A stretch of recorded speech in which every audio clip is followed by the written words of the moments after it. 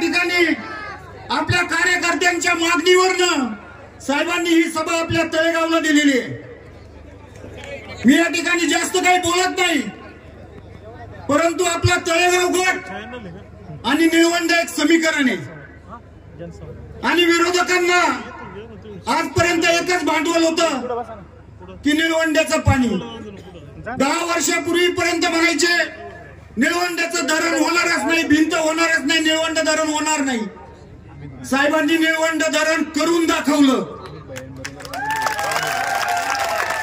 त्यानंतर मागच्या पंचवार्षिकला म्हटले धरण झालं पाणी, फक्त खाली जाणार आहे, कॅनल होणार नाही, आपल्या गटात पाणी येणारच नाही।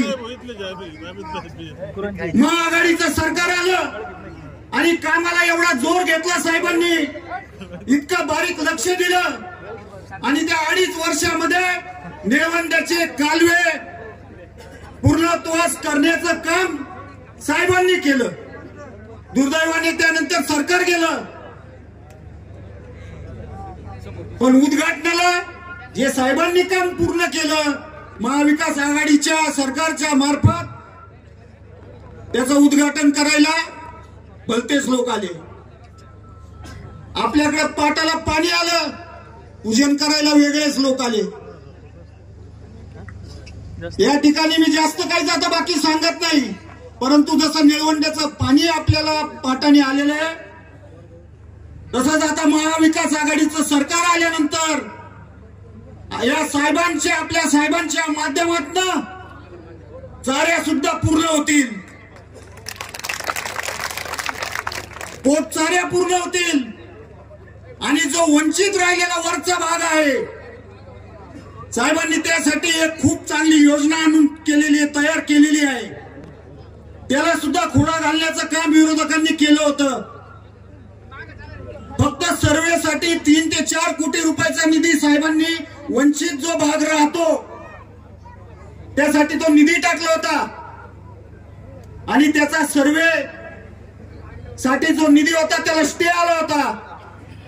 साहेबांनी कोर्टाच्या माध्यमातून स्टे उठवला, आपले अनेक कामं होते त्याला स्टे होता, तो स्टे उठवला।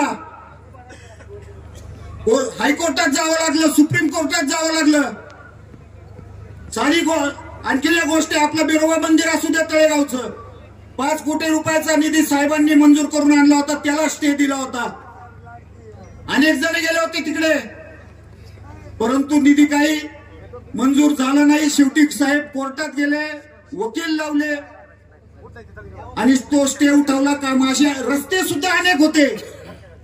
तसंच हा पाण्याचा सुद्धा जो विषय आहे तो कायम त्यांना तात्काळ ठेवायचा होता आणि फक्त साहेबांच्या नावाने खडे फोडायचे होते की पाणी यांनी साहेबांनी मिळवून दिलं नाही।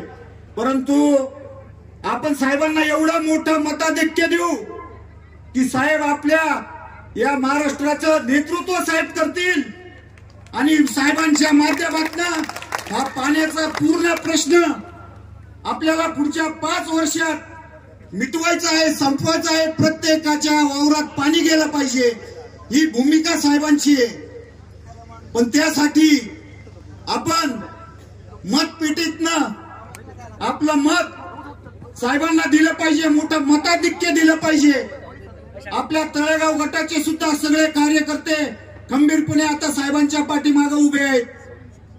प्रत्येक गावातले कार्यकर्ते झटून काम करतायत, अहोरात्र काम करतायत, युवक कार्यकर्ते काम करतायत आणि मला सुद्धा साहेब नक्की खात्री, आमचा तळेगाव गट,